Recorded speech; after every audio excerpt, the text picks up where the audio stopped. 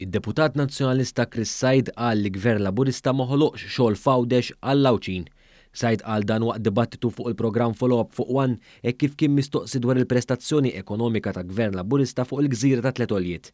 Said qal li l-weda li se joħloq iktar xogħol Gvern Laburista mhux biss ma laħaqix iżda splodija. L-Gvern abdika mir-responsabilità tiegħu għax il-weda splodewa mhux talli ma ħolqux xogħol għall-Lawċin f'Għawdex stess. Kien hawnhekk li ribatt tal-Ministru għal-Għawdex Clint Camilleri kif innota li mill-2012 il-qudiem taħt Gvern Laburista kien hemm żieda ta' 42% fl-impjiegi f'Għawdex. Fl-2012 kellna 8,100 ħaddiem jaħdmu f'Għawdex stess.